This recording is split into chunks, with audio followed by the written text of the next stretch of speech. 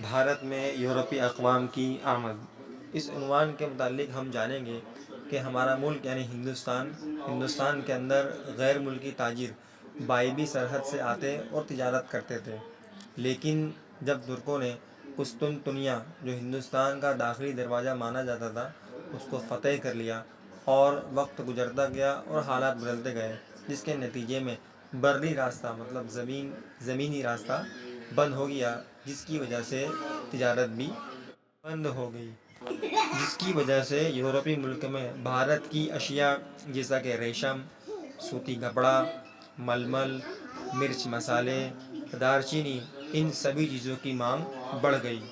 اب لوگوں کو ہندوستان جانے کا راستہ، بحری راستہ تلاش کرنے کی ضرورت پیش آئی، جس کے نتیجے میں یورپ کے کئی سارے ممالک کے کئی سارے ملاح ہندوستان کی تلاش میں نکل گئے، جس میں سے ایک شخص اٹلی کا رہنے والا تھا جس کا نام تھا کولمبس بھارت آنے کے لیے نکلا ضرور تھا، لیکن حادثاً انجانے طور پر وہ امریکہ جا پہنچا۔ دونوں میں یوں کہا جا سکتا ہے کہ امریکہ کی تلاش کرنے والا اگر کوئی شخص ہے تو وہ کولمبس ہے۔ اس کے بعد پرتگال کا رہنے والا ایک باشندہ جس کا نام تھا واسکو دی گاما، جیسا کہ آپ تصویر میں دیکھ پا رہے ہیں کہ واسکو ڈی گاما نے اپنا جہاز افریقہ کے جنوب کیپ آف گڈ ہوپ کا چکر لگاتے ہوئے ہند مہاساگر 22 مئی 1498 کے روز کالیکٹ بندرگاہ پر پہنچا۔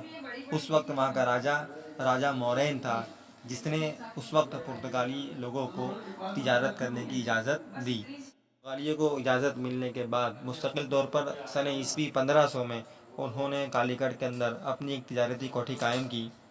اس طرح مستقل طور پر ایک بار پھر واسکو دی گاما کی کوشش کے نتیجے میں پرتگال کے لوگ، یا یوں کہہ سکتے ہیں یورپی اقوام، ہندوستان کے اقوام سے تجارت کی غرض سے جڑ گئی۔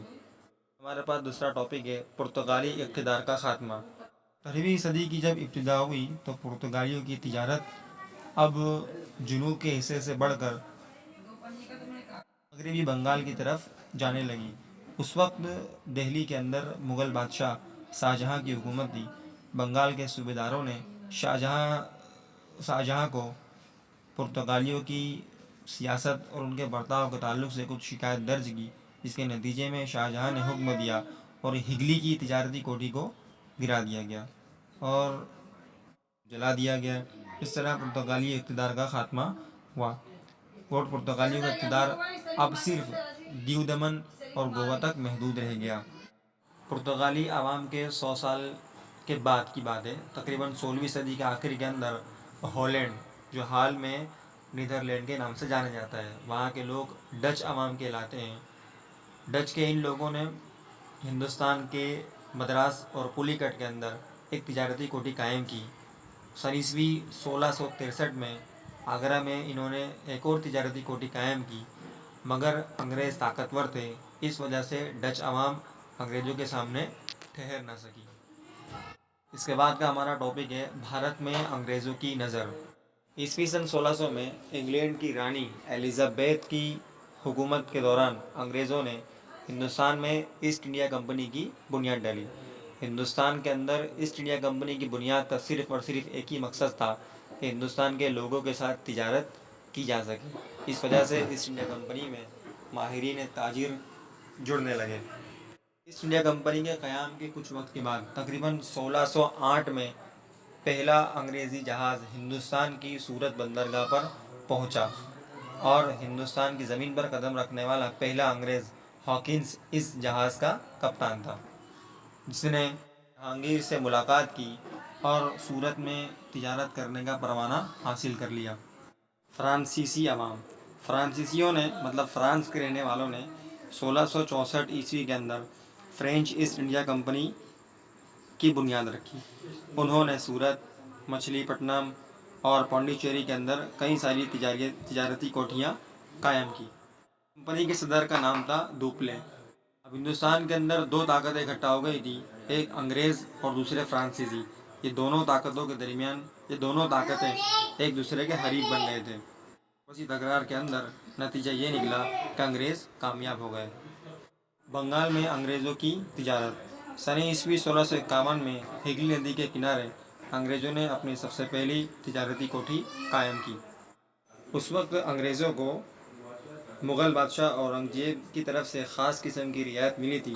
وہ رعایت یہ تھی کہ تجارت پر کسی قسم کا ٹیکس انہیں ادا کرنا نہیں تھا، جس کی وجہ سے انگریزوں کی لالچ بڑھتی چلی گئی اور بنگال میں ٹیکس معاف تجارت کرنے کے حکم میں صرف کمپنی کو ہی تجارت کرنے کی اجازت تھی، لیکن کمپنی کے افسران ذاتی تجارت میں بھی ٹیکس ادا نہیں کرتے تھے، جس کی وجہ سے بنگال کی ٹیکس کی آمدنی کم ہو گئی، جس کی وجہ سے مستقل طور پر وہاں تناؤ بڑھتا رہا اور آخرکار اس کے نتیجے میں 1757 کی پلاسی کی جنگ ہوئی۔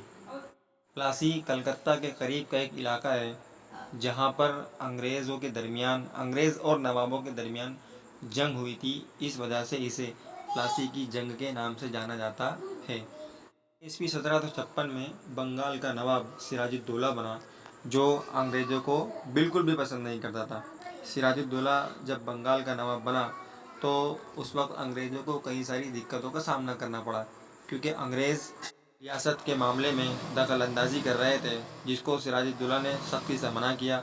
انگریز اپنی کوٹھیوں کی قلعہ بندی نہ کرے، اس بات کے لیے ممانعت کی، قانونی طور پر ٹیکس ادا کرے اور شرائط کے ساتھ تجارت کو آگے بڑھائیں، مگر انگریزوں نے اس بات پر رضامندی کا اظہار نہیں کیا، جس کے نتیجے میں 30,000 سپاہیوں کے ساتھ نواب سراج الدولہ نے انگریزوں کی کوٹھی پر حملہ کیا۔ انگریز اس وقت اپنا اقتدار مضبوط کرنا چاہتے تھے، مگر سراج الدولہ کو شکست دینا ان کے لیے بہت مشکل تھا، اس لیے انہوں نے سراج الدولہ کے سپہ سالار میر جعفر کو نواب بنانے کی لالچ دی اور اس سے مدد حاصل کی۔ اس طرح دغا بازی سے پلاسی کی جنگ میں انگریزوں نے کامیابی حاصل کر لی۔ کمپنی کی یہ پہلی جنگ تھی جس سے بھارت میں انگریزوں کے اقتدار کی ابتدا ہونے والی تھی، اس وجہ سے یہ جنگ بھارت کی تاریخ میں اہم واقعہ شمار کی جاتی ہے۔ اس واقعے سے بھارت کی تاریخ میں انقلاب رونما ہوا۔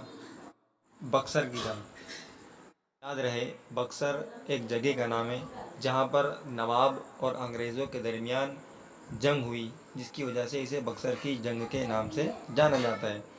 پلاسی کی جنگ کے بعد میر جعفر کو بنگال کا نواب بنایا گیا، مگر جعفر نے کمپنی کی مخالفت کی۔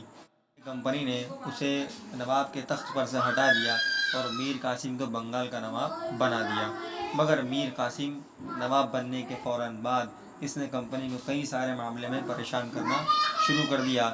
ایسا محسوس ہونے پر 1764 میں بکسر کی جنگ میں اس کو ہرا کر میر جعفر کو دوبارہ بنگال کا نواب بنایا گیا۔ 65 میں میر جعفر کا انتقال ہوا اور اس کے بعد قلایو خود بنگال کا نواب بن گیا۔ اس طرح بنگال سے شروع ہونے والا انگریزوں کا اقتدار مکمل بھارت کو کس طرح غلامی کی زنجیروں میں جکڑ لیتا ہے، اور اس انڈیا کمپنی ایک تجارتی کمپنی سے آگے بڑھ کر پورے بر صغیر کا طاقتور اقتدار بن گئی۔